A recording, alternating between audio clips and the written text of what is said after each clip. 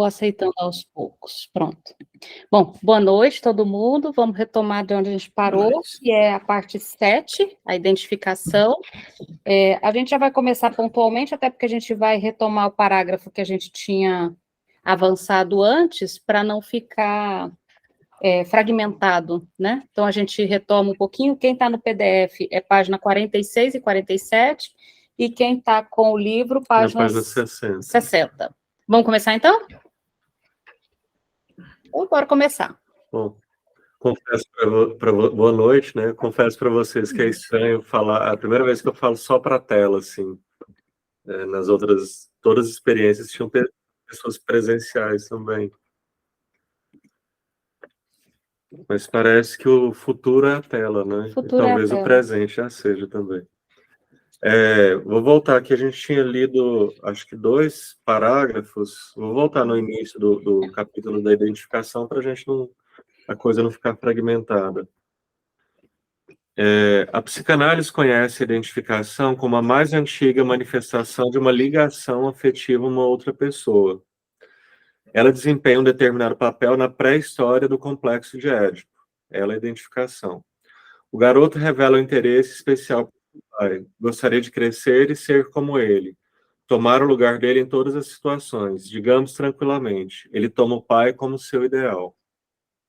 Essa conduta nada tem a ver com uma atitude passiva ou feminina diante do pai. É tipicamente masculina.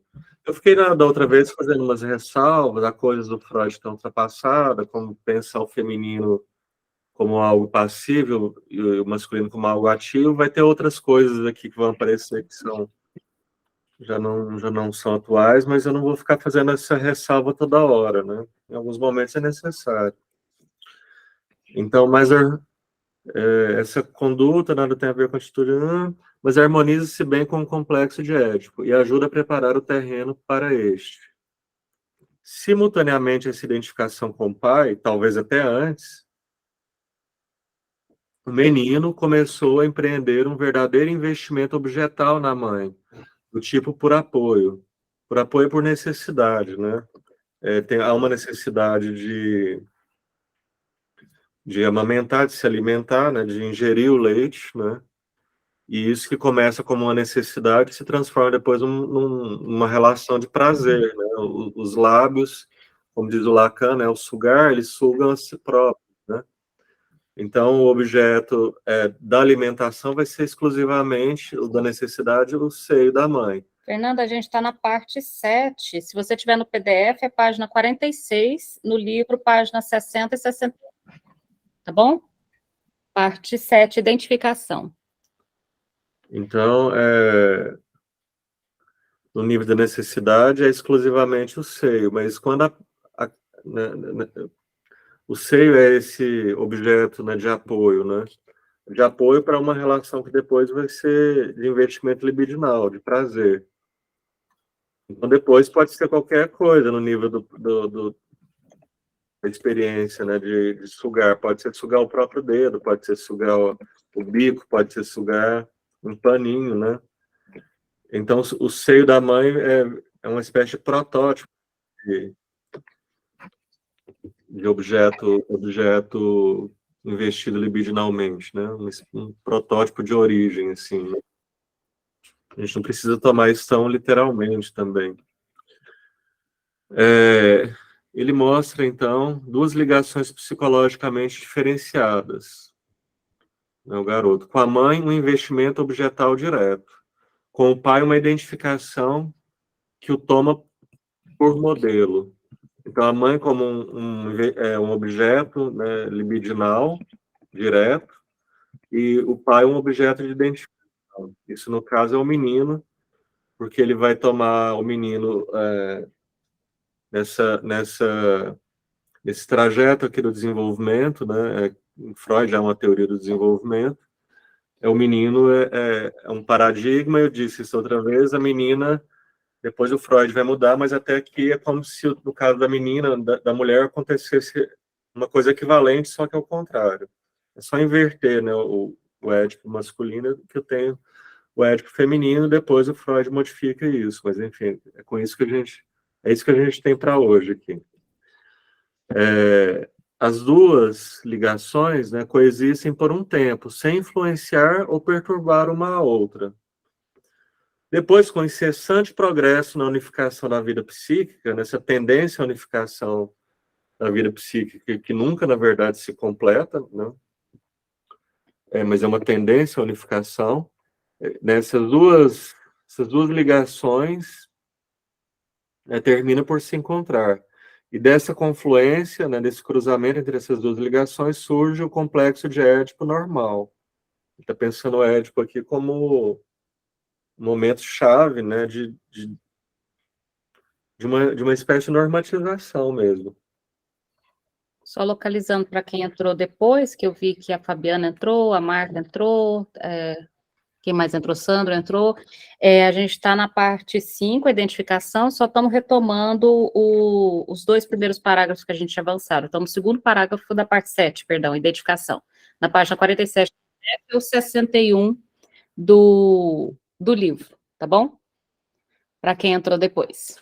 Então ele fala aí, né, nessa confluência surge o complexo de Édipo normal. Lembrando que o normal para o Freud, né, não é normal, é neurose. O menino percebe que o pai é um obstáculo entre ele e a mãe. O pai, né, que era um objeto de identificação, é um obstáculo entre ele e a mãe. Sua identificação com o pai adquire, então, uma tonalidade hostil e torna-se idêntica ao desejo de substituir o pai também junto à mãe, né? Que ele está no Édipo, né, na leitura clássica do Édipo, na formulação clássica do Édipo. Pois desde o início a identificação é ambivalente. Pode tornar-se tanto expressão de ternura como desejo de eliminação. Comporta-se como um derivado da primeira fase, a fase oral da organização da libido, na qual o indivíduo incorporou, comendo, o objeto desejado e estimado e assim o aniquilou enquanto objeto. É sabido que o antropófago, né, o canibal, permanece nesse ponto. Tem uma feição devoradora por seus inimigos e não devora aqueles de quem não pode gostar de algum modo.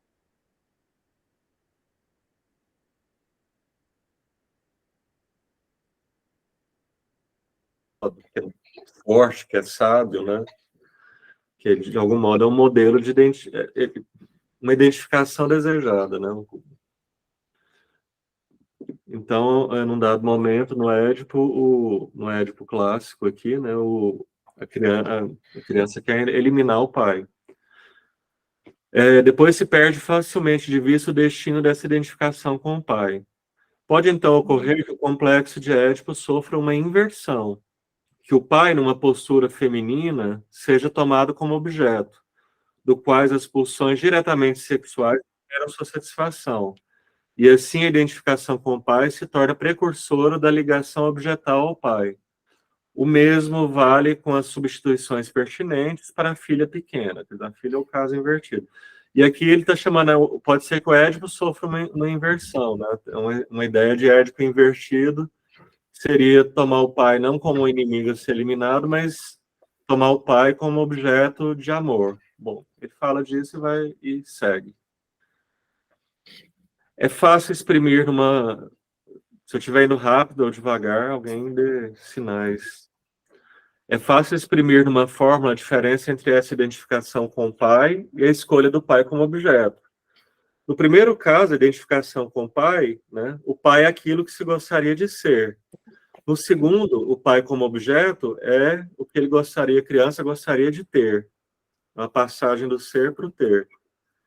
Depende, portanto, de que a ligação recaia no sujeito ou no objeto do eu.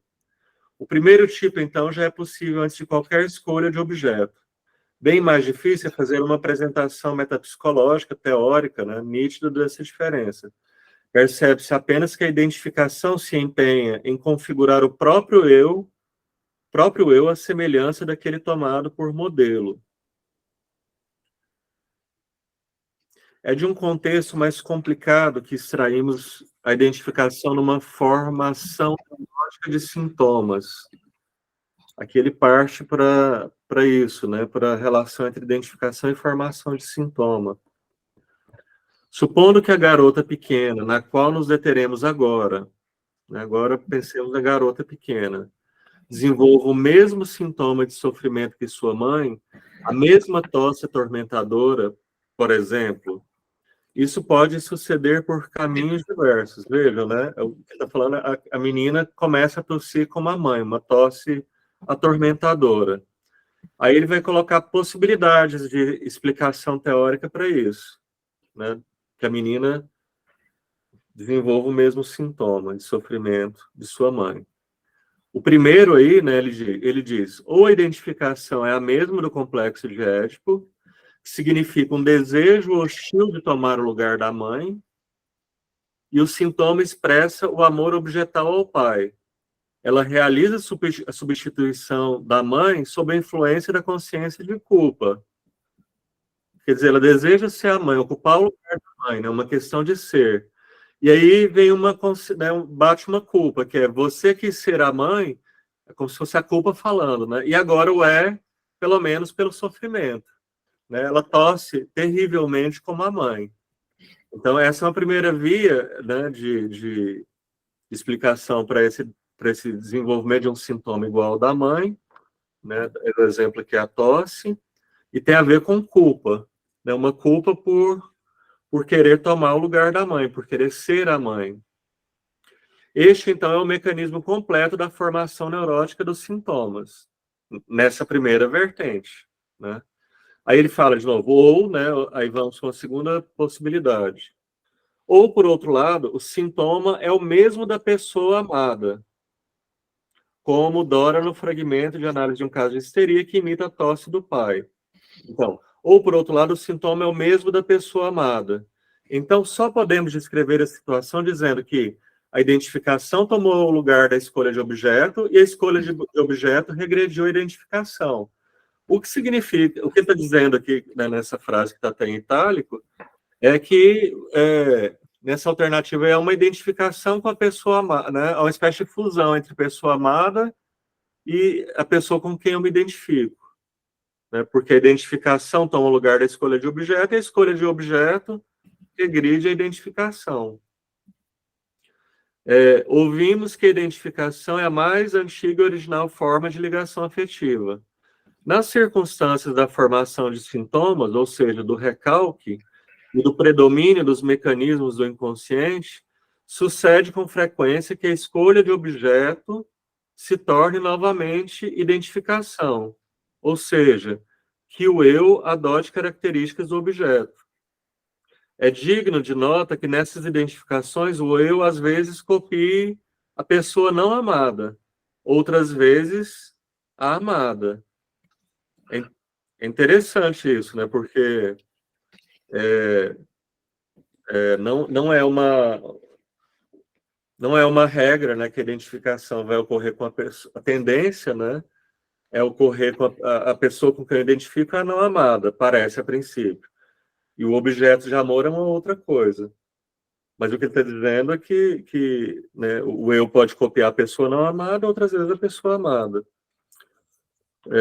A pessoa não amada com a qual eu me identifico. Também nos chama a atenção que nos dois casos a identificação seja parcial, isso aqui é importante, né? Altamente limitado, tomando apenas um traço da pessoa objeto.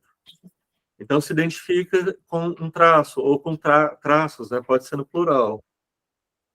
Então a gente passou por duas hipóteses, né? O sintoma é gerado pela culpa, a menina quer tomar o lugar da mãe. Na segunda hipótese, há uma identificação com a pessoa amada. Então ela tosse porque ela está identificada com a pessoa amada, a mãe. Há um terceiro caso de formação de sintomas, muito frequente e significativo, em que a identificação desconsidera totalmente a relação objetal com a pessoa copiada. Antes tinha essa questão, né? A identificação era com a pessoa amada ou não amada. Né? Mas aqui ele está dizendo, nesse terceiro caso, a relação objetal não tem nada a ver. Então, olha só, se, por exemplo, uma das garotas de um pensionato recebe carta de alguém que ama secretamente, uma carta que lhe desperta o ciúme e a qual ela reage com um ataque histérico, sei lá, ela grita, né? Algumas de suas amigas que souberam do que se trata pegarão esse ataque, como dizemos, por via de infecção psíquica. É uma contaminação, como se fosse um vírus, né? Um vírus histérico, né? O mecanismo é aquele da identificação baseada em querer ou poder colocar-se na mesma situação. Quer dizer, aquela menina está lá, né? Ela está tendo um ataque porque ela tem um caso de amor com alguém, né? Ao se identificar ao ser afetado e pegar essa infecção psíquica, é como se todas as outras tivessem nessa mesma história de amor, né? E tivessem também enciumadas. Mas todas teriam uma história de amor nesse caso, por essa infecção psíquica. O mecanismo é aquele da identificação baseada em querer ou poder colocar-se na mesma situação. As outras também gostariam de ter um amor secreto. E, sob o influxo da consciência de culpa, também aceitam o sofrimento que ele envolve. Elas também querem ter um amor secreto, mas há uma certa culpa, né? Isso aqui também é um ato em que, de alguma hora, eu tomo o lugar do outro, há uma certa culpa nisso. Eu aceito também o sofrimento, porque o ataque histérico pode ser, de novo, que ele está usando como modelo, um ataque de tosse. Todas vão ter um ataque de tosse. Agora, seria incorreto afirmar que se apropriam do sintoma por compaixão ou por empatia, né? Me colocar no lugar do outro, no caso da empatia, não é eu me identificar com o sintoma do outro, né? Eu começo a tossir como o outro, de um certo modo, desaparece, porque eu me fusiono ao sintoma dele, né? Então, não é empatia nem compaixão. Pelo contrário, a compaixão surge somente a partir da identificação. E a prova disso é que tal infecção ou imitação acontece também em circunstâncias nas quais se supõe uma simpatia pré-existente, ainda menor do que é habitual entre amigas de um pensionado. Na empatia, né, eu tenho está presente também uma simpatia, né, algum afeto, né, pela outra pessoa. Né? No caso da infecção histérica, aqui, da infecção psíquica, essa outra pessoa pode ser totalmente irrelevante para mim, né? Então, ele está dizendo, mesmo que haja uma relação menor do que é habitual entre amigas de pensionato, ele está valorizando muito pouco, né? Amigas de pensionato não tem lá uma grande ligação, segundo Freud. Ele está dizendo, pode ser algo menor, pode ser até ligação nenhuma, porque o que está em questão aqui é a infecção, a imitação sintomática. Está claro isso? Agora, todas essas três formas estão na ordem do ser, né? Não do ter ainda. Porque lá no início, quando ele fala do menino e do pai, ele fala no primeiro, na identificação, ele gostaria de ser como pai, e no segundo, na relação de objeto, de ter. Todas essas três formas que ele relata da menina estão exclusivamente na forma do ser, né? De identificação, três formas de ser, não de ter. Sim. Só que a primeira, né, vai pela via, só retomando, né, pela via da culpa, né, uma culpa por querer ser a mãe, então eu vou, pelo menos, ser o sofrimento da mãe. Eu sou igual à minha mãe, pelo menos no sofrimento. Na segunda, né, é uma identificação com a pessoa amada, e aí se a pessoa amada tosse, eu tosso também. O terceiro caso não tem nada a ver com a pessoa ser amada ou desamada, ela pode não significar nada afetivamente, mas há uma imitação sintomática, né? Um eu percebeu que o outro percebeu no outro, um eu percebeu no outro uma analogia significativa em certo ponto. Em nosso exemplo, na mesma disposição afetiva. Constrói-se uma identificação nesse ponto, e sob a influência da situação patogênica, essa identificação se desloca para o sintoma que o eu produziu. Tanto, né, poderia botar portanto, a identificação é uma identificação com o sintoma do outro, né? Então, o outro pode ser irrelevante afetivo para mim, mas o contexto patogênico aqui, né, as meninas veem a outra menina que está tendo um ataque porque ela tem um amor secreto. Então, todas elas, vamos dizer assim, desejam um amor secreto, né? Então, elas imitam, né, o sintoma aqui que vira signo de, né, a tosse, né, vira signo de ter um amor secreto, né? Em todos os três casos é repetição, só que uma repetição movida pela culpa, que leva a essa coisa, eu repito, porém sofro. Segundo, uma repetição pela via amorosa, te amo, por isso te imito. E o terceiro, essa repetição por infecção psíquica, essa repetição histérica, de que mesmo não tendo um grande afeto para aquela pessoa, tenho um desejo inconsciente de ter o que a outra pessoa tem, de receber o que a outra pessoa recebia. São 3 vias de repetição. Essa via da infecção, né, da contaminação, é muito interessante, porque uma coisa que é bem comum de a gente observar é uma determinada atriz ou uma determinada cantora faz um determinado corte muito específico, né? E aí pegam esse traço, né? Esse traço específico e quer dizer, ele está falando que as identificações são por traços. Esse traço pode ser um sintoma, que é o exemplo aqui da contaminação. Mas o traço também, se um traço que eu vou repetir, pode não ser exatamente um sintoma, né? Ou né? Repetir o cabelo de alguém é um sintoma, né? Pode ser, né? Ou querer ter o mesmo corpo, né? De uma pessoa, de um cantor, de um... Na verdade, fazendo a relação sobre essa parte da identificação com o que a gente está falando das massas, o que mais me lembra são as Bruxas de Salem. Não sei se você já viu esse filme, é um filme razoavelmente antigo. Que você lembra desse filme? Que no final das contas, todas elas começam efetivamente por identificação histérica, a sofrer daquilo que a primeira foi acusada. Então, a primeira é acusada de ser bruxa e todas elas começam a experimentar no próprio corpo aquilo que a primeira foi acusada, até o ponto que todas as jovens daquela aldeia estão possuídas, por exemplo, são bruxas. Todas, de repente, têm contorções, né, como uma espécie de possessão, né, demoníaca, né? Tem uma primeira, né, que... Tem uma primeira mas é curioso, porque chama muita atenção. Eu lembro quando eu fui em Salem na minha adolescência, eu tive curiosidade de ir lá eu tinha 15 anos, 16 anos. Eu tive curiosidade de onde foi feito um tal de um julgamento de Salem, das bruxas, e a cidade toda gira turisticamente em torno disso, nos Estados Unidos.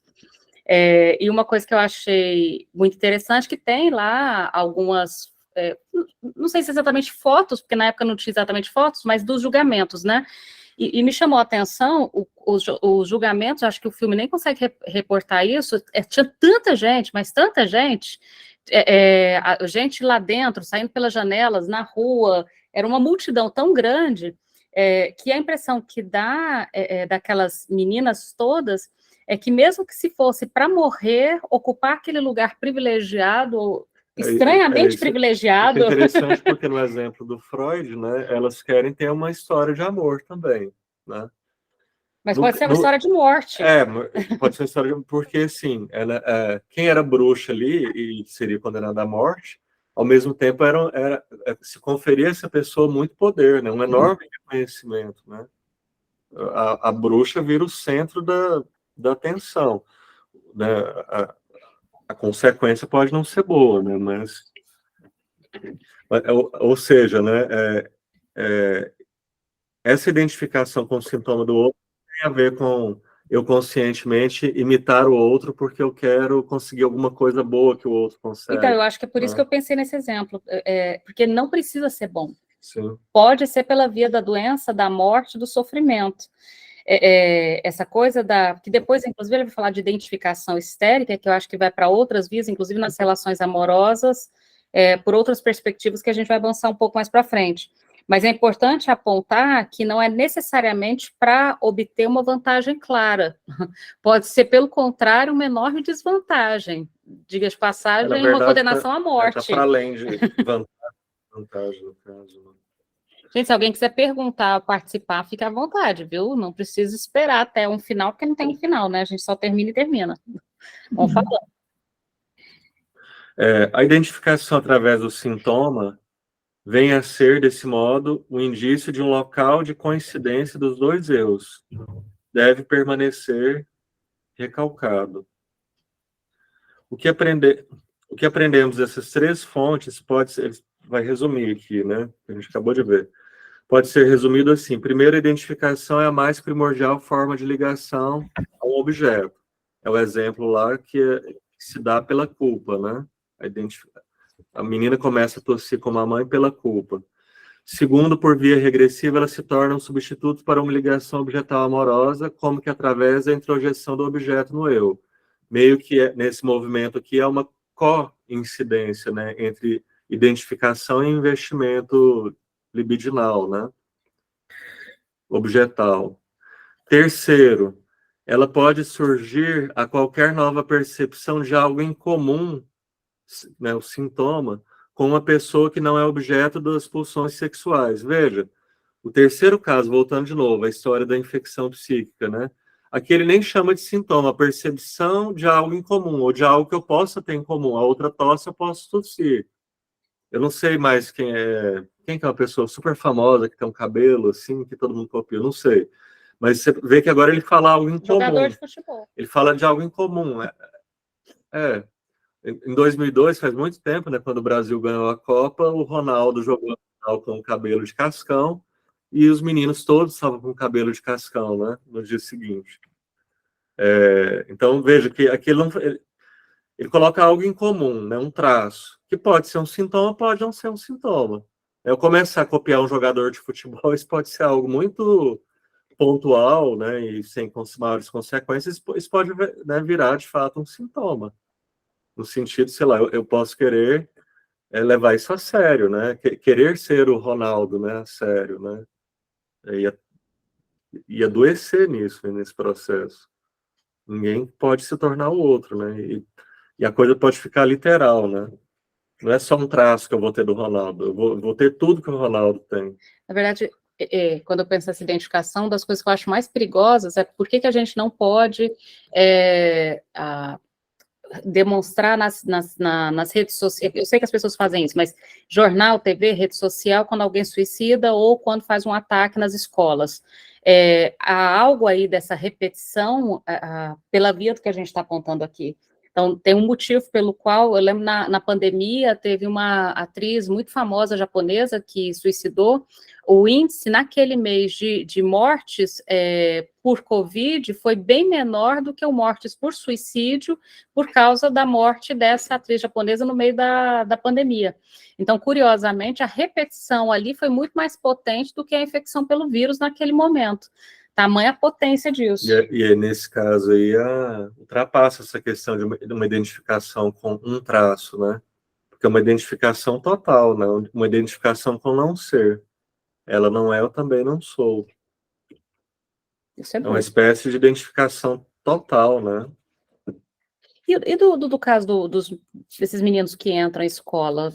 Porque eu achei interessante que você colocou da identificação do suicídio com a identificação do não ser. O que será a identificação no caso dos atiradores em escola? A imprensa faz tem uma interpretação aí, né, que seria cabível, né? O traço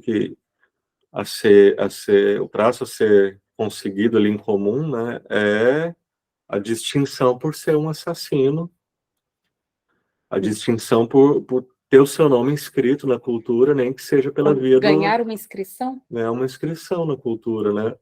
Me lembro de um caso, né, que surpreendeu muito, que foi na Noruega, tenho quase certeza, se alguém puder olhar. Eu acho que é na Noruega. Aquele que virou documentário, ou é na né? Finlândia, agora já... Não, na Finlândia não, é o que virou documentário. acho que é que ele se vestiu de policial, não é? Tem um garoto que ele deixa um manifesto que é uma cópia do... Noruega, 77 ele matou. Ele matou 77 pessoas, né? Surpreendeu porque é um país que tem um índice baixíssimo de violência. Tanto que a polícia não acreditou que estava tendo alguma coisa, né? E aí ele deixa um manifesto que é uma espécie de cópia de vários outros manifestos de pessoas de ultradireita nos Estados Unidos que cometeram um massacre, né, e deixaram manifestos, né? Então ele faz uma espécie de compilação, né? Tem uma identificação com os supremacistas brancos americanos, né? O texto é o mesmo. Se ele tivesse hoje o chat GPT, ele jogaria no chat GPT e falaria: une isso tudo para mim num texto só. Foi meio que ele fez. Oi. Diga. Boa noite. Sou a Sandra de Porto Alegre, aqui está bastante frio, ciclones, tempestades, chuvas. E sem energia, você pelo menos está com energia, porque aqui a E notícia é que tem mais de 1 milhão sem luz quedas de aí. energia também. Mas eu lembrei agora com essa discussão que traz de novo a adolescência, do que eu já faz tempo que gostaria assim, de compartilhar com vocês, quando vi o filme A Onda, né? Foi muito interessante ver aqueles adolescentes, e tinha um deles, o personagem que teve um fim trágico, que ele, adolescente, com uma estrutura familiar precária, justamente sem aqueles modelos, aqueles referenciais necessários para esse momento que está construindo a identidade. E ele se cola naquele líder do professor, com um certo encantamento, porque a gente vê nas cenas, os olhos deles brilham quando o professor fala, e, tipo, eu achei, né? Achei o que eu quero ser. Sim. E acontece que depois ele tem aquele fim trágico, porque justamente ele não consegue suportar que não seja aquilo que ele estava procurando, né? Então, melhor do que, e já mesmo estando já sendo denunciado que aquilo não estava levando para um caminho bom, para a destruição, né? Ele comete aquele ato contra si mesmo, tipo, melhor então, se não posso ser isso, é melhor ser isso do que não ser nada. Sim. Né? Parece que tem uma coisa aí com esses crimes, esses eventos, né? E uma outra coisinha também, que eu vou aproveitar para não voltar na onda de novo. Vai lá. A gente vem falando que me fez pensar esse filme como seria uma reversão nesse sintoma de massa, né? De destruição. E também me chamou a atenção um outro adolescente da turma que tinha uma namorada. E essa namorada era a única que começou a distribuir panfletos e tentou falar para a turma, para o namorado dela, que aquilo não era uma coisa saudável, que tinha uma coisa errada aí.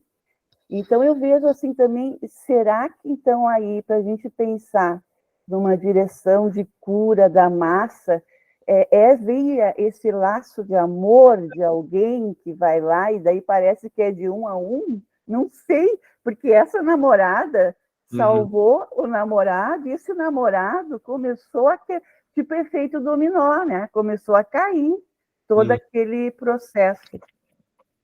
Só introduzindo algumas questões aí para pensar em termos. São duas coisas interessantes, né? Fico pensando que no primeiro exemplo, o garoto que tem uma identificação total, né? Aí é o caso ali que é diferente do que o Freud está apontando, não é uma identificação, de novo, com traços, né? Um ou dois traços, né? Alguns traços. É uma identificação total, né? Ele quer ser o professor, né? O professor que é o líder. E quando o professor, né, naquela cena, né, o professor se desveste do lugar, né, daquele personagem, né, de líder. Desbancado, né? Ele morreu simbolicamente como líder, né? Sim. E aí, como ele estava identificado no nível do não ser, se o professor, né, o líder não é mais, ele morre simbolicamente, o garoto se mata, né? Acho que vai por essa via, uma identificação total, né? E a outra que o outro garoto que, né, pela via lá de uma, ele está falando de duas vias de ligação, né? Uma identificação, ele tem esse garoto do namorado, ele tinha uma identificação também com o líder, né, com o professor, mas ele tem, é interessante que você apontou ele tem algo que produz uma divisão, né? E aí se está dividido não é uma identificação total, porque parte dele está numa ligação, do que o Freud está chamando aqui de ligação objetal amorosa, né? E isso eu acho que e vem dessa menina, né, que produz essa divisão, um discurso para dizer para ele, olha aí, cuidado com o que está acontecendo, né?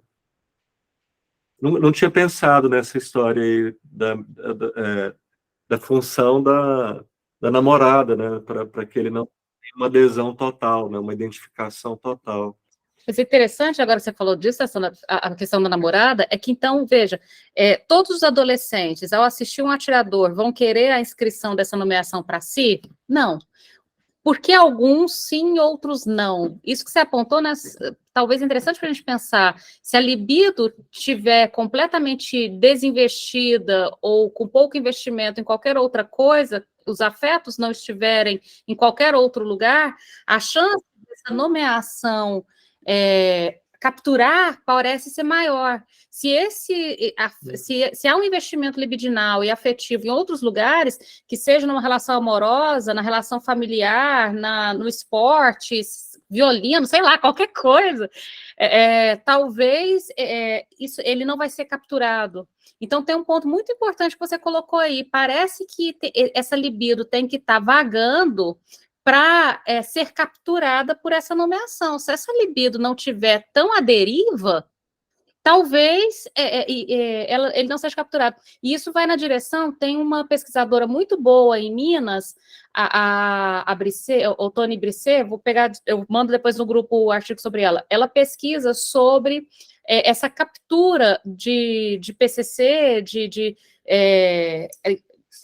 Estado Islâmico, enfim, inclusive ela tem um artigo que ela publicou que faz uma comparação entre a entrada dos adolescentes no Estado Islâmico e no PCC no Brasil, França e Brasil, e ela vai falar justamente sobre o momento em que esses jovens são regularmente capturados. E é interessante que há um ponto importante que é no período de latência, entre a latência e o segundo despertar sexual, que vai acontecer ali por volta dos 9, 10, 11 anos de idade, porque que é a principal marca da latência? O adolescente, ele não está, pré-adolescente, a criança, né, na latência, que vai aí dos seus 3 aos seus 10 anos de idade, mais ou menos, ele não está perguntando por que isso, por que aquilo, porque ele realmente está curioso, ele está perguntando por que isso, por que aquilo, porque ele quer saber que lugar que ele ocupa no mundo. E quem responde essa pergunta dá uma certa notícia de para onde ele deve orientar essas perguntas. E nesse momento surgem grupos extremistas que dizem: pergunta para mim que eu te respondo, eu tenho todas as respostas. Então, para alguém que está procurando perguntas, os grupos extremistas dizem: pergunta para mim que eu tenho todas as respostas, acompanhado a uma negligência, o silenciamento da infância através da tela, em que eu entrego a tela para nem parecer que tem filho em casa, nós temos aí grupos que têm todas as respostas. Então, veja, se eu tenho um pré-adolescente, ali no final da latência, entrada do segundo despertar sexual, que está aí tentando se haver qual é o meu lugar no mundo, essa libido está, digamos, à deriva, procurando um lugar para colar. Vem um grupo, Estado Islâmico, PCC, um grupo de extremista, e diz: escolhe em mim que eu tenho todas as respostas. Eita, Sandra, perigoso isso, não é? Interessante isso que você colocou, ou seja, talvez os jovens que não vão colar são aqueles jovens que a libido não esteja tão à deriva, né? E só complementando isso, né? A teoria do Freud da angústia é que a angústia, o máximo estado de angústia é quando você tem muito libido à deriva. Exato, né? Exato. A angústia é justamente isso, é quando você tem toda essa libido à deriva e um excesso de falta. Interessante isso, né? Eu gosto desse termo que o Lacan usa. A angústia é a consequência de um excesso de falta. Não é maravilhosa essa imagem? Não é só de ter falta, é um excesso de falta. É tanta falta que eu não sei que lidar com esse excesso, esse transbordamento de falta. Marta? Só para complicar um pouco mais, né? Eu adorei o argumento da Sandra, que tem um caminho de cura, né? Para pensando no caminho de cura para as massas, e acho que é difícil resistir à captura de libido que é as redes sociais. Eu estou acabando de ler esse aqui, ó. Tá aqui ele também. A máquina do Paulo. E tem uma tese girando de que o algoritmo é o líder, né?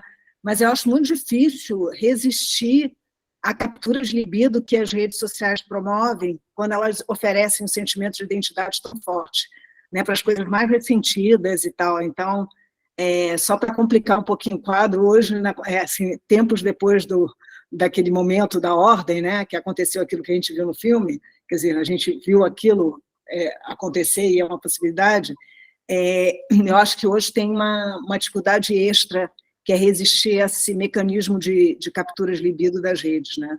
Oferecendo identidade de uma forma... E é o algoritmo, né, que fica capturando isso. Sim. E, Fernanda e Lígia, vocês não gostariam de falar isso que vocês escreveram aí? A Fernanda falou sobre a série Califado, da Netflix. Você assistiu essa? Não. Eu ouvi falar, mas eu não assisti. E a Lígia pensou no personagem Heather Cliff, da obra Morro dos Ventos Uivantes. Fernanda, Lígia, vocês não querem explicar um pouquinho isso que vocês comentaram?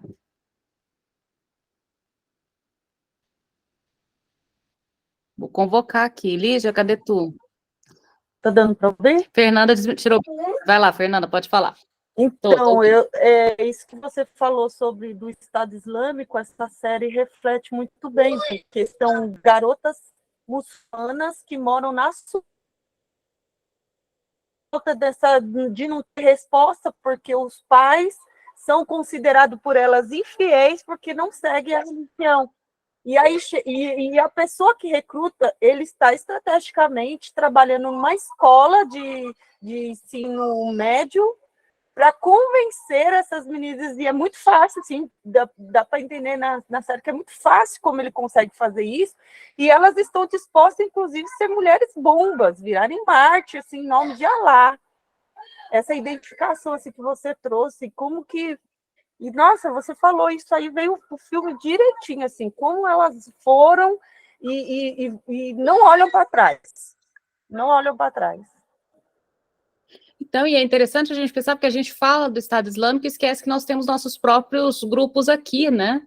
É interessante a gente pensar o quanto, na verdade, esses grupos sacaram que é possível capturar essa libido que está à deriva, né? E parece que os grupos estão mais competentes nisso do que o Estado, porque o Estado oferece praticamente nada para capturar essa, e pelo contrário, a gente está aí com uma evasão de 50% do ensino médio. Ou seja, essa meninada está completamente à deriva mesmo. O que é oferecido não interessa, não interessa.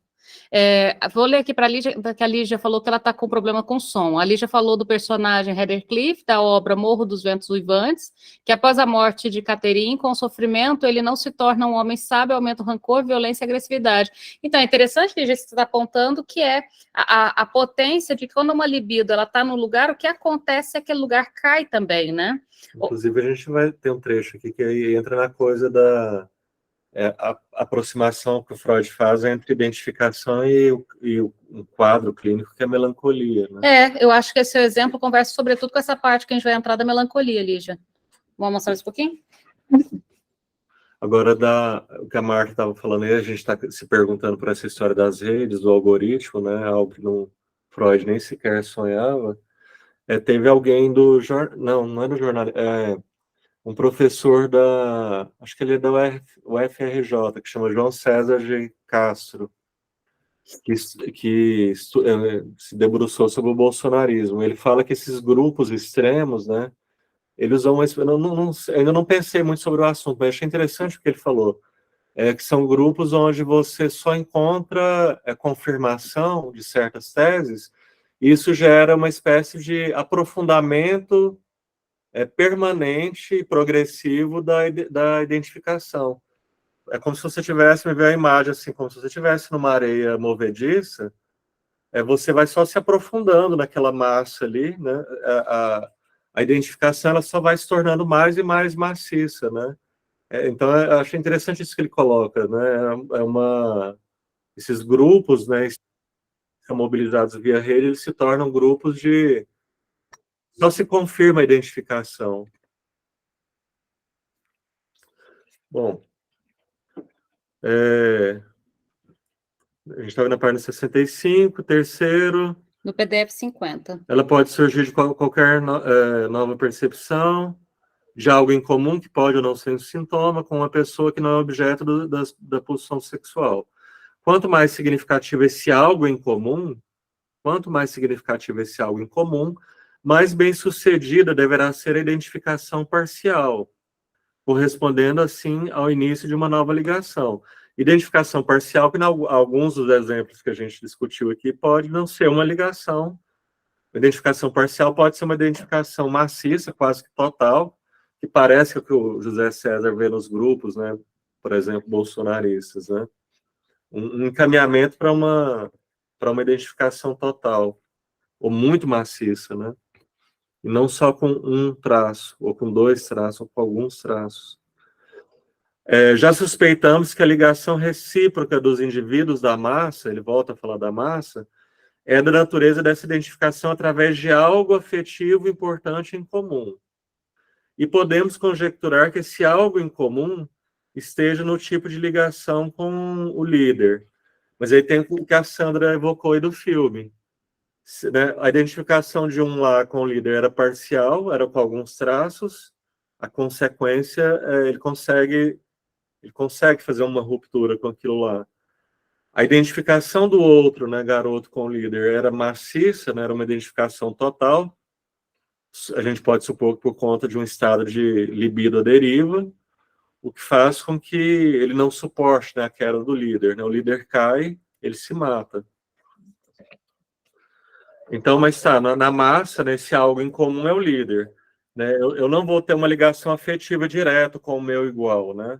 Todas as ligações afetivas dos indivíduos faz um detour, né? Faz um desvio lá pelo líder. É algo do tipo, eu amo o líder, então eu amo os indivíduos desse grupo. Né? Uma outra suspeita nos dirá que estamos muito longe de haver esgotado o problema da identificação, que nos achamos frente ao processo que a psicologia chama de empatia, que participa, quer dizer, empatia tem a ver com a identificação, mas é uma outra coisa, que participa enormemente da compreensão daquilo que em outras pessoas é alheio ao nosso eu.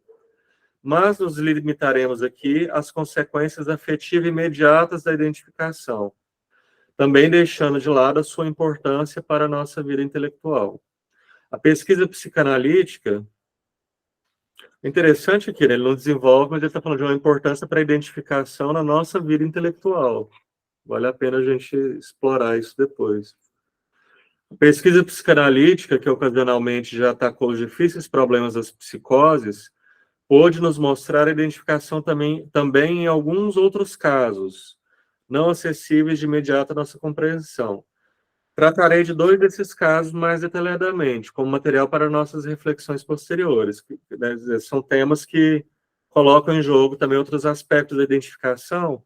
Aí, o que são os dois casos que ele vai tratar? A homossexualidade masculina e depois a melancolia. Aí esse é o momento que eu tenho que refazer aquela, né, a gente vai ler aqui, vai ver como que é essa teoria da gênese, né, da homossexualidade, mas que tem todo aquele problema, né, de que a gente viu aqui no outro dia, que é tratar o Freud, quando chega uma paciente, né, homossexual, ele não trata do jeito que ele, né, a leitura que ele faz não é essa daqui, mas o que ele propõe como teoria é isso, uma explicação, uma causa para a homossexualidade que, né, fica aparecendo, não acho que só fica aparecendo, né, de algum modo ele entendia a homossexualidade como alguma coisa que deu errado, né? Eu tenho lá, ele explicou aqui atrás o édipo normativo, né? E agora ele vai pegar especificamente a homossexualidade masculina como algo que deu errado. Mas não vamos passar por, né, jogar o que não... A gente tem coisas a aprender aqui, nem que seja pela via da crítica, né? A gênese da homossexualidade masculina é, em grande parte dos casos, a seguinte: o jovem esteve fixado de modo especialmente longo e intenso em sua mãe. Tá, então, há uma ligação com a mãe diferente. Intensa e longa, no sentido do complexo de Édipo. Mas, por fim, ele ama a mãe, ele toma a mãe, a princípio, como objeto, né, de amor. Mas, por fim, após a puberdade, ele até demarca, após a puberdade, chega o tempo de trocar a mãe por um outro objeto sexual. Então, a via de uma certa normativa seria trocar a mãe por uma outra mulher. Então, repentinamente, algo sucede. Eu gosto disso, é uma coisa para a gente criticar. Repentinamente, algo sucede, não explica nada para a gente, né? Tá lá o normal, né? A normativa seria trocar a mãe por um outro objeto sexual, é uma outra mulher, né? Na explicação freudiana, no Édipo como normativador. Então, acontece algo. Ele não abandona sua mãe. Ao invés de abandonar sua mãe, ele se identifica com ela, transforma-se nela e procura objetos que possam substituir o seu eu, o eu dele, que ele possa amar e cuidar assim como havia aprendido com a mãe. A segunda parte da frase, eu acho ela... O Freud, eu acho que ele escreve muito bem, mas a segunda parte da frase está bem confusa, né? Porque, olha, a primeira parte a gente entende facilmente, né? Então, repetidamente, algo sucede, que ele não sabe explicar.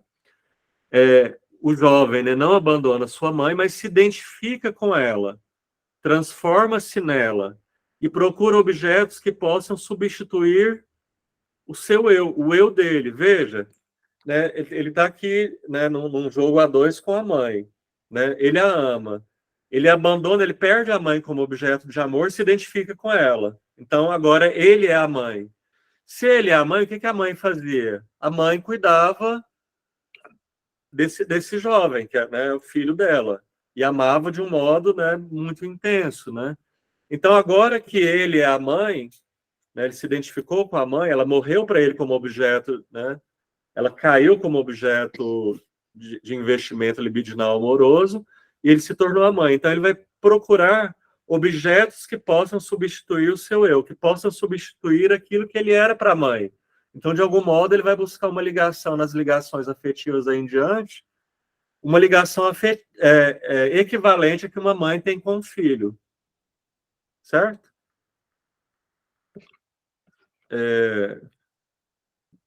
Bom, então ele é uma mãe agora e ele vai buscar uma ligação, né, afetiva, amorosa, né, com alguém que faça as vezes do que ele era antes, um filho. Na verdade, mesmo que você não coloque a questão da heterossexualidade ou homossexualidade, tem algo muito esquisito nisso. O Freud sempre coloca as relações amorosas entre um homem e uma mulher, ou dois homens, nesse caso aqui, como uma espécie de repetição da relação entre uma mãe e um filho, né? A impressão que dá que é o que ele desejava e algo muito específico, talvez, da época. Então, a relação amorosa como uma repetição da relação entre mãe e filho, é curioso isso. Incluindo a relação masculina homossexual, seria a relação entre... uma repetição, né, da estrutura da relação entre mãe e filho. Né? E aí, nesse ponto, eu acho importante ressaltar a biografia que a Rudinesco faz sobre o Freud, que ela vai falando o Freud no seu tempo, em que ela vai fazendo uma leitura entre determinadas partes do texto do Freud, e lá ela cita essa questão aqui, não só desse texto, mas de vários textos, dessa equivalência entre as relações amorosas e as relações entre mãe e filho. Ela vai citar, inclusive, sobre a questão da tradição cultural das famílias judias, que você tinha geração após geração morando na mesma casa. Então, você tinha as pessoas, elas se casavam, elas não iam morar em outra casa. Os filhos se casavam e iam morar na casa dos pais, que, por sua vez, moravam na casa dos sogros, que, por sua vez, moravam... Ou seja, você tinha 2, 3 gerações de família morando na mesma casa. De tal modo que as mulheres, e tinha uma divisão de trabalho muito, muito dividida por gênero, né? Então, as mulheres, desde das crianças mais novas até as mulheres mais velhas, cuidavam da casa, e os meninos, desde muito cedo, desde os meninos mais novos até os homens mais velhos, saíam para trabalhar. Então, você tem uma divisão social e uma repetição geracional dentro das casas. A Rudinesco vai apontar e não só a Rudinesco, a Beth Fuchs também, professora da Federal do Rio de Janeiro, a tese dela é sobre Freud e judaísmo, da influência dessa questão cultural da qual o Freud próprio viveu e foi completamente inserido para a leitura do Freud sobre as relações amorosas. Então, eu não posso dizer que no mundo todo, em todas as culturas... Mas eu só faço uma ponderação, assim, né? Aquela frase, né? O Freud não estava prescrevendo nada. Estava descrevendo. Ele estava tentando o esforço para descrever. e o que ele tinha em mãos para descrever o tempo dele, se tratava de entender o tempo dele, né? Porque eu acho que aí essa coisa da família judaica com relação a esses lugares tão fixos, né, esses lugares tão engessados da estrutura familiar, era um micro-universo que replicava o grande universo que era Viena no fim do século XIX e início do século XX, né? Era uma Viena com uma hipermoral vitoriana, né? Enfim. Então, a gente pode até se perguntar se... assim, acho que para a época dele tem muita coisa que está explicada ali e algumas coisas que permanecem sendo úteis, e não são poucas, né? Mas o que eu fico pensando aqui é que nessa parte aqui em que ele vai explicar uma espécie de homossexualidade como uma espécie de falha, né? Aí ele se deixou contaminar, eu não sei se aqui ele está descrevendo, né? Então, Eu acho que aqui ele replica, né, a visão, né, dessa moral vitoriana da época, que vigorava em Viena, e essa teoria dele aqui da homossexualidade meio que se encaixa também, né? Porque assim, é uma leitura da homossexualidade como algo que deu errado. diga, Fabiana. Boa noite, Renata, Wesley, todos Boa noite. todas. Eu acho interessante que vocês, obviamente, guardando, né, as especificidades das áreas, mas, assim, mais ou menos a gente percebe isso nos estudos da linguagem com Saussure. E você falou, Renata, homens de seu tempo, vamos dizer assim. Para a dicotomia de Saussure, tudo que estava, o que hoje a gente estuda, por exemplo, na sociolinguística, em outras áreas que vão além dessa dicotomia, não eram estudadas naquela época, não eram faladas, sequer eram citadas ou tocadas. Então, quando você falou descrever, a descrição, a Wesley falou, e o tempo de Freud, mais ou menos isso, né? Hoje nós partimos mas não abarcamos esses estudos de Saussure para os estudos da linguagem, uma vez que as possibilidades outras, elas estão aqui ao nosso redor. Então, óbvio, guardando as áreas, né, as especificidades de cada área, eu estou falando dos estudos da linguagem, mas eu gosto dessa aproximação entre Saussure e Freud, principalmente nesse tocante, até porque são muito atacados, são textos muito atacados, mas a gente está há 100 anos, há 120 anos. Então, hoje, trazendo essas leituras de Freud ou trazendo as leituras de Saussure, no tocante aos estudos da linguagem, a gente parte e aí vem todo o resto, né? Mas eu gosto dessa aproximação, eu acho que Saussure e Freud nesse ponto, e a gente defende esses ataques, porque partimos e chegamos a 2023, né? Não sei se eu me fiz entender. E eu acho que isso é importantíssimo, porque, vez por outra, algumas pessoas recortam frases do Freud e jogam, tá vendo? E jogam hoje. Aí eu falo, essa coisa do anacronismo, Exatamente. né? Essa coisa anacrônica, você atacar com o conhecimento de hoje um texto de 120 anos atrás. Sim, exatamente. O que acontece com Saussure? Sim, e eu fico até pensando, Fabiana, imagina o nosso esforço, eu não saberia responder, por exemplo, quando ele fala sobre uma teoria do amor, né, para a época dele, inclusive tem uns textos lá, teoria do amor 1, 2, 3, se você me perguntasse hoje, 2023, Renata, escreve aí teoria do amor para 2023, como as pessoas se amam, falar, me tira dessa? Eu não tenho a menor ideia de como as pessoas amam em 2023, embora eu ame em 2023. Sim. Então, eu posso te dizer algo... Exatamente. Então, embora, né, Fabiana,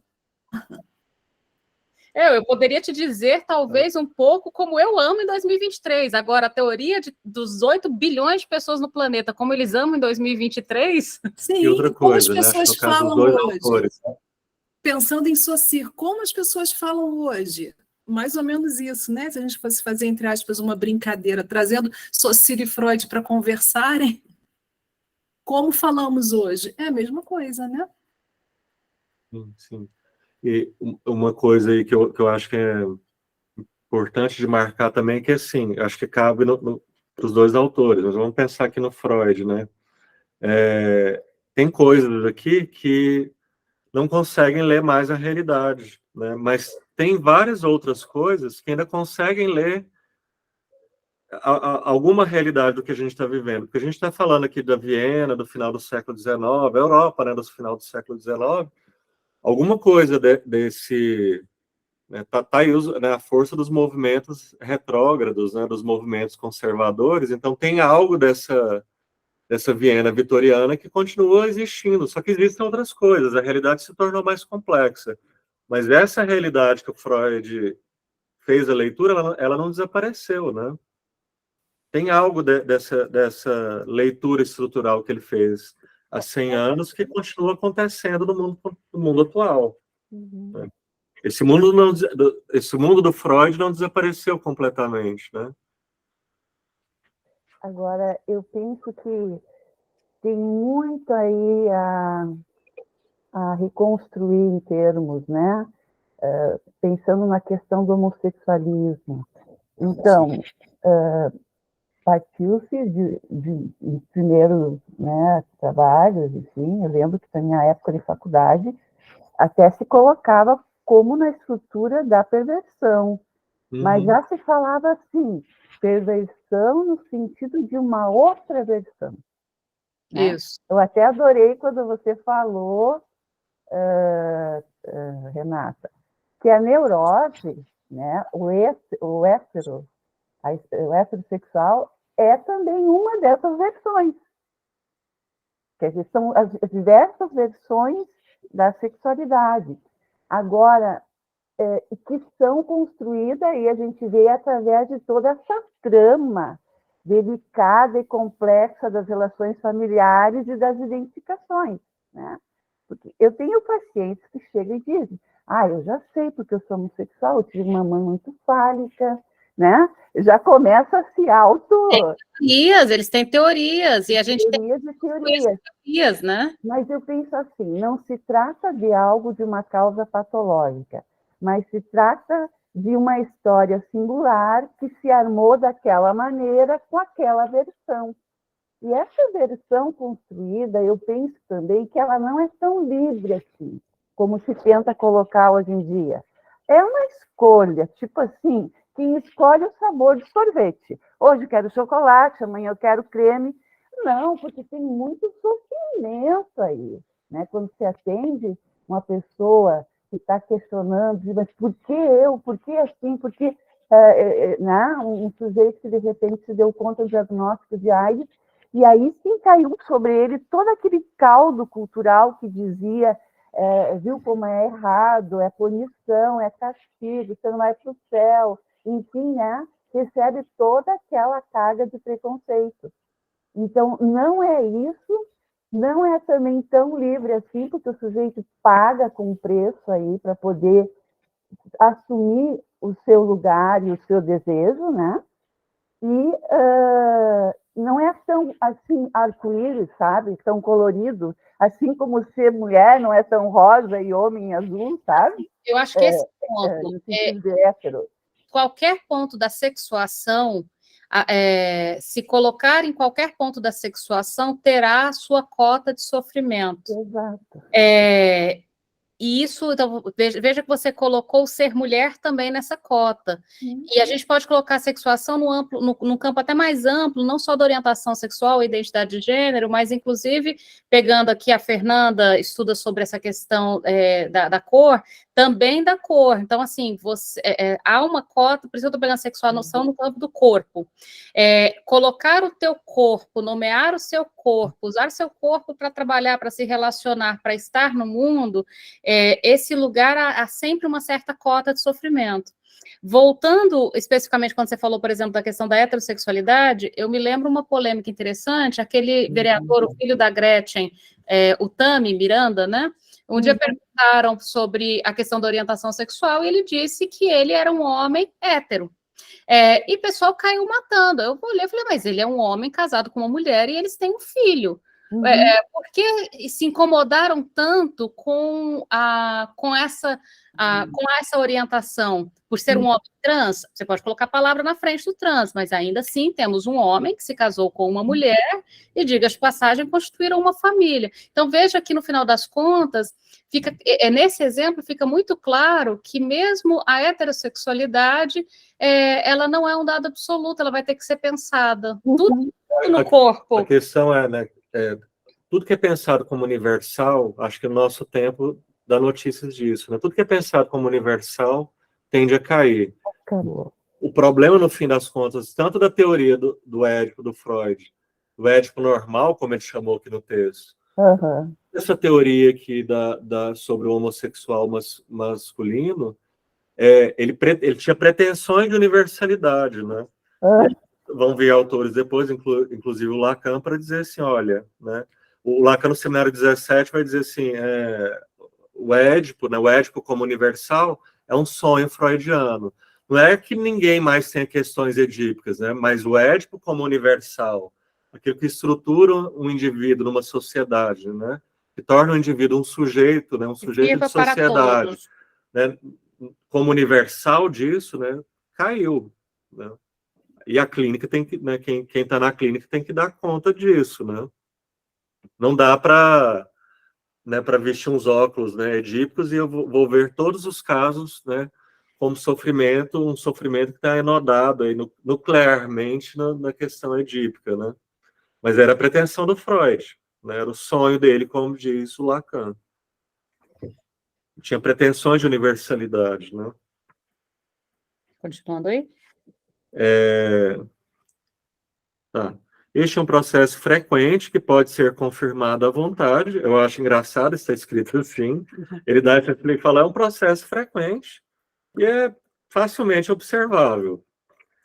E que naturalmente independe de qualquer suposição acerca do motor orgânico, instintual e dos motivos dessa repentina mudança. É importante aqui ele colocar, né, o motor orgânico, a biologia coloca a biologia de lado, porque não é por aí. Nisso se renuncia ao próprio objeto. Você falou que salta aos olhos. O que salta aos olhos nessa identificação é a sua amplitude. Ela muda o eu num ponto extremamente importante, no caráter sexual. Estamos acompanhando a teoria dele aqui, né? O ponto em que o eu é mudado é no caráter sexual, segundo o modelo do que até então fora o objeto. Nisso se renuncia ao próprio objeto. Olha, né? Ele perde o objeto, né? A mãe não é mais objeto, então foi perdido, é um objeto perdido. Se renuncia ao próprio objeto, se inteiramente ou apenas no sentido de que é preservado no inconsciente, é algo que escapa presente discussão. A identificação com o objeto renunciado ou com um objeto perdido, né? Você perde o objeto. A identificação com o objeto renunciado ou perdido como substituição para o mesmo, a introjeção desse objeto no eu, isso já não constitui de fato uma novidade para nós. E por que ele está dizendo que a introjeção do objeto no eu não é uma novidade para nós? Ele já está abrindo para o próximo tópico, que é a melancolia. Porque na melancolia a gente vai ver que trata-se de uma introjeção do objeto no próprio eu. E aí é curioso, né? Porque a melancolia se trata de não é um quadro que está ali né, limítrofe com a psicose, né? Pessoas adoecem em níveis muito graves. Eu acho que esse tema da melancolia é algo muito contemporâneo. Está pipocando nas clínicas, né? Pessoas em quadros melancólicos. Mas o que me chama a atenção é que ele está falando de uma teoria da identificação, né? E a gente às vezes escuta a melancolia só como algo, como doença, como uma anormalidade. E o que ele está mostrando aqui, né, do jeito que ele aborda a melancolia aqui, e também no Luto e Melancolia, é que o processo da melancolia tem uma grande semelhança com os processos ditos normais, né? Coloquemos aspas. Né? Os mecanismos da melancolia são parecidos com mecanismos da identificação que não são próprios, né, da melancolia, uma proximidade. Então, vamos passar lá já para a página 67 no livro, o próximo parágrafo. Hum. Outro exemplo dessa introjeção do objeto... 51 no PDF. Tá. Outro exemplo dessa introjeção no objeto nos é dado pela análise da melancolia. A afecção que tem entre suas causas mais notáveis a perda real ou afetiva do objeto amado. Aí a gente sabe, né? Você pode... Tanto o luto quanto a melancolia pode ser desencadeado por uma perda por morte, vamos pensar assim, como um rompimento, né? Um rompimento de um relacionamento, um rompimento pode ser com uma instituição, né? Certa vez eu atendi um senhor que estava num quadro muito grave de melancolia, porque tinha sido demitido de uma empresa onde ele trabalhou a vida inteira, e para ele a vida era isso, trabalhar naquela empresa. Nesse caso é importante ressaltar que faltavam 3 meses para ele aposentar. Então, há Sim. 3 meses da aposentadoria, ele é demitido depois de 30 anos de A serviço. ruptura, né, da empresa com ele, né, esse peso simbólico da demissão, né, você foi ejetado Você daqui. foi ejetado antes de poder sair, né? É. Tem esse peso. Então, perda real ou afetiva do objeto amado. Uma característica maior de casos assim está na cruel autodepreciação do eu, que é típico do melancólico, unida a uma implacável autocrítica e amargas recriminações a si próprio, típico da melancolia.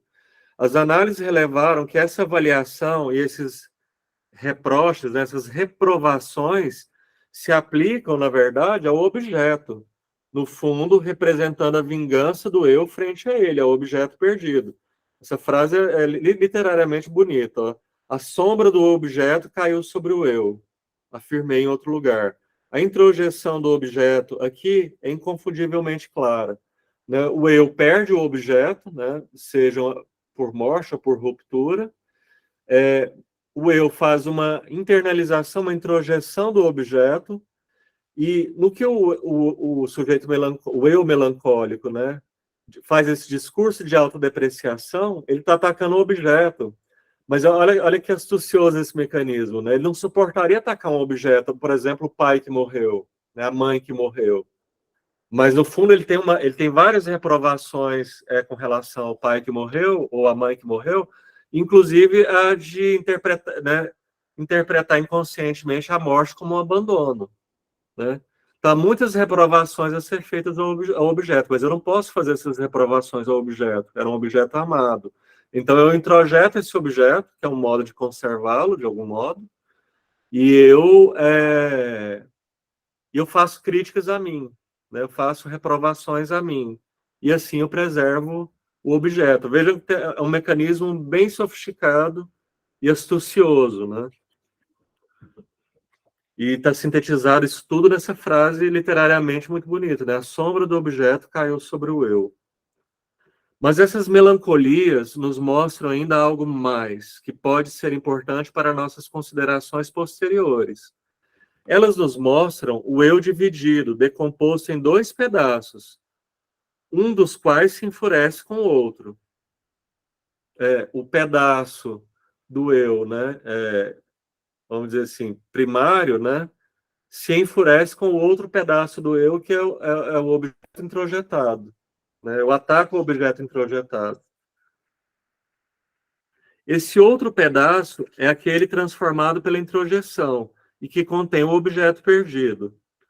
Tampouco o pedaço que se conduz tão cruelmente, tampouco o pedaço que se enfurece, nos é desconhecido. Ele contém a consciência moral. Ele está dizendo, olha, mesmo pessoas não melancólicas tem o eu dividido, tem uma parte do eu que é a consciência moral, uma instância crítica do eu, que também em épocas normais se contrapôs criticamente a este, mas nunca de maneira tão inexorável e tão injusta. Já em ocasiões anteriores, no texto do Narcisismo, Luta e Melancolia, fomos levados à suposição de que em nosso eu se desenvolve uma instância que se pode se separar do resto do eu e entrar em conflito com ele. Nós a chamamos de ideal do eu. Veja só, o eu melancólico, vamos tomar a melancolia por um instante aqui como doença. Ele chamou de afecção, né? Afecção é uma doença. Vamos chamar aqui, para entendimento, né, desse texto, nesse momento, de uma afecção. Então, tem né, o eu melancólico, né? Ele é um eu adoecido. O eu adoecido ele está dividido em dois, né? Uma parte que já era o eu que existia, a outra o objeto introjetado. E a parte que já existia ataca o objeto introjetado, essa parte do eu que agora é formada por um objeto introjetado. Mas ele está falando, mas ora, os eus das pessoas que não estão doentes, né, dos não melancólicos, também estão dividido em dois, e tem uma parte muito crítica que ataca a outra parte do eu. É uma parte, como se o eu se divide em dois, e tem uma parte que é crítica e critica a outra metade. Então, ele está dizendo, isso é o que a gente chama de consciência moral ou ideal do eu. Na verdade, posteriormente, a gente sabe que ele vai chamar isso aqui de superego, de super-eu. Vai continuar existindo o conceito de ideal do eu, que vai se modificar um pouquinho aqui. Mas, enfim, vamos esquecer o super-eu por enquanto, né? O que ele está dizendo é isso, né? O melancólico, um eu dividido ao meio, uma parte critica a outra. O eu não melancólico, um eu dividido em dois, uma parte critica a outra. Nos casos das pessoas normais, entre muitas aspas, né, isso é chamado de ideal do eu. A parte crítica é chamada de ideal do eu. E lhe atribuímos funções como autoobservação, consciência moral, ou seja, julgamento, né, censura do sonho e principal influência na repressão, no recalque, né? É uma fonte julgadora, que é parte do próprio eu. Dissemos que é herdeira do narcisismo original, em que o eu infantil se bastava a si mesmo. Gradualmente, ela acolhe das influências do meio as exigências que este coloca ao eu, as que o eu nem sempre é capaz de cumprir. Ela transcreve, né, para o próprio psiquismo as exigências de fora. As exigências culturais passam a ser exigências que estão introjetadas. De modo que o indivíduo, quando não pode estar satisfeito com o seu eu em si, poderia encontrar satisfação no ideal do eu, que se diferenciou do eu. Agora, poderia encontrar satisfação no ideal do eu, o que se o que a gente observa em geral é que o eu, comparado ao ideal do eu, é sempre menor, é sempre falho, é sempre digno de reproche, de reprovação, para usar os termos dele.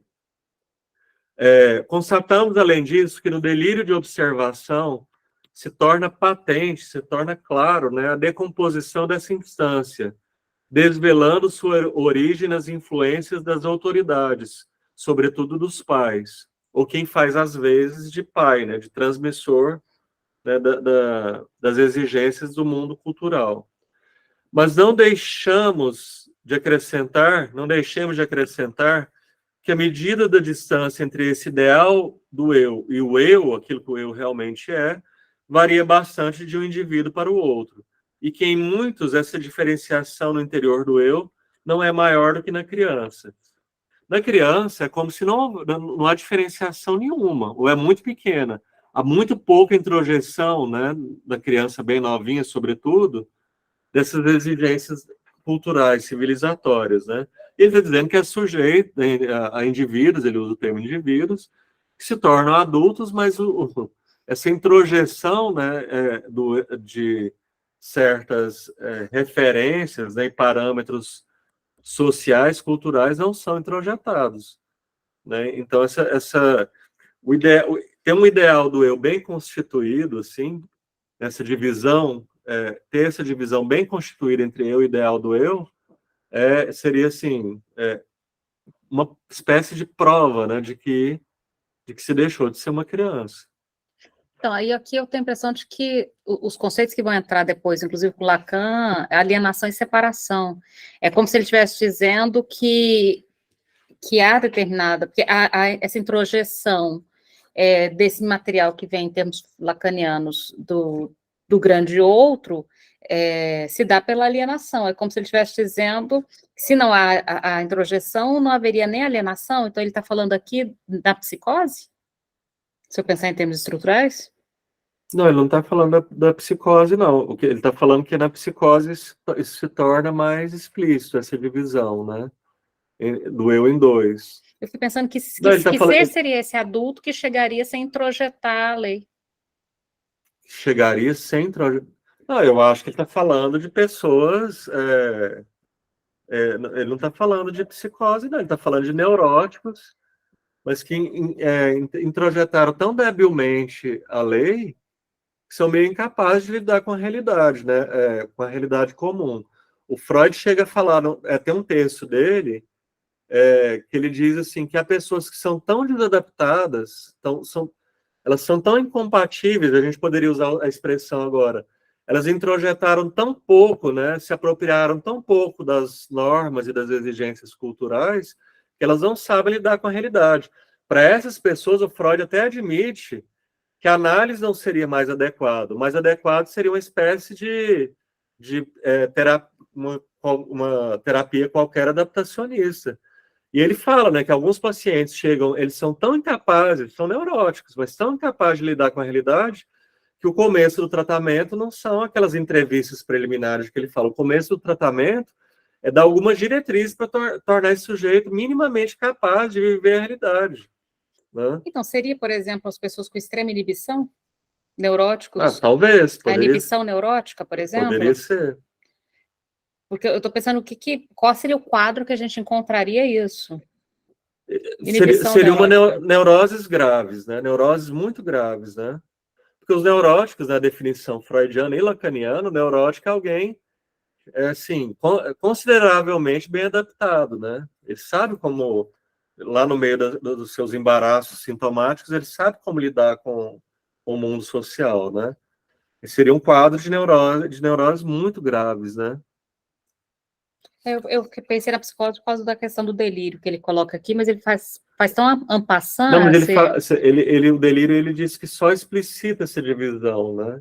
Essa divisão da neurose não é tão clara, Então, mas ele fala... Então seriam as neuroses graves e as psicoses, talvez. algumas, talvez. Quer terminar o último parágrafo dessa parte? Só para fica gente... só a 8. Não tem muito aqui, mas... antes de podermos utilizar esse material para compreender a organização libidinal da massa, né, que ele tem que voltar, temos de considerar algumas outras relações mútuas entre o objeto e o eu. E aí a gente encerra esse capítulo.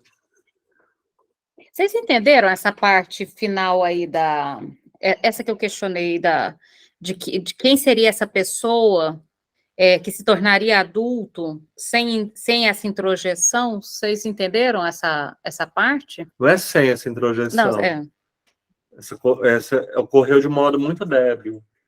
Você citou algum texto? Qual o nome do texto? Pois é, o texto em que fico devendo para vocês, o texto em que o Freud fala disso, né, de pessoas que chegam, que são tão frágeis, assim, por mais que a teoria psicanalítica não seja uma teoria adaptacionista, não é, a gente precisa ter algumas ferramentas adaptadas, porque senão você não vive no mundo. Eu fico devendo a fonte. Eu não me lembro em qual texto está. Mas só uma coisa aqui, Renato. Eu acho que está na inibição. Quando ele fala do delírio, olha aqui.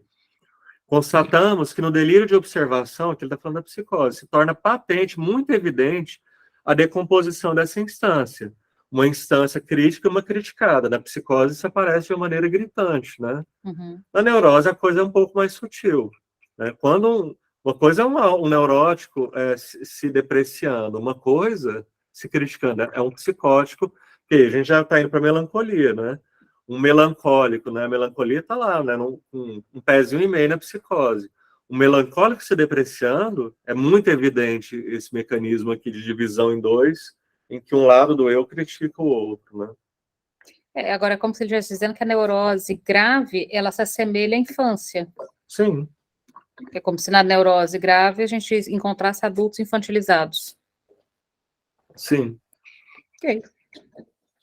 Alguém gostaria de complementar algo antes da gente fechar? Eu só fico assim com as minhas dúvidas, muita coisa a pensar sobre a questão da melancolia como psicose. Porque se fala que a sombra do objeto recai sobre o sujeito, existe um sujeito e um objeto. Houve uma separação em certo momento. Porque a psicose é a confusão, não existe diferença entre sujeito e objeto. Então, é muito interessante, tá? Eu assim estou pensando muito na clínica, esse ódio que o sujeito atribui a si mesmo, que na verdade ele odeia esse outro que ele perdeu e não aceita, e que não é ele mesmo. Então, você tem que interditar e, de certa forma, introduzir uma separação de novo. Esse não é você, esse é o que você perdeu e odeia porque perdeu. Você está apontando, porque assim, a marca da neurose é sujeito dividido. Haveria, então, nessa lógica, algo ainda, mesmo que problemático, que aponta para um sujeito dividido, para uma divisão do sujeito. Né, ele coloca sempre uma coisa meio limítrofe, né? O Lacan também trata como algo limítrofe, né? Uma perninha. Às vezes a coisa está mais para o lado da neurose, às vezes tem uma perninha na psicose, às vezes tem muitas perninhas na psicose. A questão é que se a gente puder pensar assim, em intensidades, né? Há determinados quadros melancólicos que o investimento no objeto perdido é tão grande, mas tão grande, que o objeto perdido não se torna uma metade, ele se torna quase que o eu completo. Né? Quando o Eles objeto são perdido, tão lúcidos nas suas aí a questões. gente para o psicótico. O que você falou, Sandra? Eles são tão lúcidos nas questões da vida, de que adianta, de que serve tudo isso. Os melancólicos, todos? Sim, são extremamente lúcidos alguns. Todos os Eles questionam assim, qual é o sentido da vida, qual é o sentido de tudo isso. Olha, os melancólicos que eu tenho em vista é meio que ao contrário, o sentido da vida é o que foi perdido. Inclusive, tem essa coisa, Sandra, do melancólico, por exemplo, vamos pegar uma pessoa que o ponto de melancolia é uma perda, pode ser a perda do trabalho do emprego, igual a gente estava falando, pode ser a perda de um relacionamento amoroso, mas eu pensei no relacionamento amoroso à la Marguerite Duras, no livro Deslumbramento, né? Naquele ponto, por exemplo, toda a vida adiante, e o livro corre 20 anos depois, a vida passa 20 anos cronologicamente, mas subjetivamente ela está parada naquela cena. Então, passam-se anos, passam-se décadas, passam-se outras relações, outras pessoas, outras cidades, outros acontecimentos, mas toda a subjetividade está encapsulada e aprisionada naquele acontecimento. Ali eu acredito que tem uma psicose, mesmo que romantizada. Mas essa talvez seja porque assim, uma coisa é depressão, outra coisa é melancolia, né? Eu acho que eu posso pegar um outro caso, né, de alguém que a história era assim, alguém que a narrativa de vida sempre foi assim, ele era filho de um fazendeiro, portanto, fazendeiro ele seria, né? E um dado momento as coisas dão errado, essa pessoa se torna um fazendeiro, mas um dado momento as coisas dão errado e vai à falência, perde a fazenda, então se torna alguém que vai ter que trabalhar de outros, não vai dar mais para ser fazendeiro, né? E 40 anos depois perguntado sobre por alguém, né? Afinal, o que você desejaria? A pessoa responde: tudo que eu queria era ser fazendeiro, né? Ter uma terra novamente. 40 anos depois. Isso é um quadro melancólico que a gente pode se perguntar, né? A que distância ele está da psicose, a que distância está da neurose, e vão ter outras coisas a leitura de outros aspectos que a gente vai ter que fazer para chegar a uma conclusão a respeito da proximidade com a neurose e com a psicose, mas é alguém também que está estancado, né, no momento da perda do objeto. Mas, de qualquer forma, a gente não encerra essa questão aqui. Aí, Lígia, acho que a discussão é nesse sentido mesmo. Há algo de neurótico. Primeiro, as estruturas não são puras, né? Isso acho que é muito importante se apontar. Mas a gente consegue encontrar algo de neurótico e algo de psicótico nas melancolias. Importante fazer uma distinção aí entre a melancolia e a tristeza e o luto e a depressão, se eu pensar em termos de DSM também. A melancolia é um encapsulamento atemporal, digamos assim, num certo ponto ali, no momento da perda do objeto. E é interessante que a vida ela vai passando numa sequência e aquele ponto fica paralisado. Vamos pensar, para avançar um pouquinho para o próximo encontro, vamos pensar um pouquinho, então, por que Por que que o Freud e o Lacan pensaram a melancolia com esse pezinho na psicose, mas não completamente? Então, o que que há ali de psicose e o que que não há? Acho que é interessante a gente pensar para a próxima discussão. Só lembrando, agora a gente entra de recesso, o restante de julho. Eu coloquei lá no grupo, na descrição do grupo, os nossos próximos encontros, para não haver dúvida, né? Eu tinha colocado, ele não salvou. Vou colocar aqui de novo. Gente, eu tinha colocado, ele não salvou. Os nossos próximos encontros, então, vão ser... eu jurava que eu tinha salvado. Os encontros de agosto é dia 3, olha aí para mim, amor, no calendário. Deixa eu ver. Agosto. E, se eu não me engano, é dia 3. Que mais? 3, 10, 17, 24 e 31. Então, são 3, 17, se der de 15 em 15 dias, então 3, 17... 7 e 31. Perfeito. Então, a gente tem 3 encontros em agosto. Ok, agora vamos ver se ele salvou. Agora ele salvou. A calendário de agosto. 3, 17 e 31. Tudo bem? Então, bom recesso para vocês, bom Isso, só uma descanso. coisa, mas aí vamos fazer isso então. A gente volta no capítulo Enamoramento e Hipnose, capítulo 8, mas a gente volta com essa questão aí, Sandra, vamos discutir mais essa questão aí da melancolia. Inclusive, quem puder, já que ele próprio falou para a gente ir lá no Narcisismo e Luta e Melancolia, nós vamos nesses textos e quem puder, vá também. E eu fico devendo também qual que é o texto do Freud que ele fala sobre as pessoas que são... Isso. Acho que essa questão realmente não pode passar. Então, quem puder ir no Narcisismo, Luta e Melancolia, vá, que nós vamos também. E no encontro dia 3, a gente retoma sobre essa questão da melancolia também. E avançamos para a parte 8. Tudo bem? Ok. Boas férias. Gente, Boas férias, boa noite. boas férias para todo mundo. Boa noite. Tchau, boa noite. Boa noite. Boa noite. Boa noite. Parar essa gravação.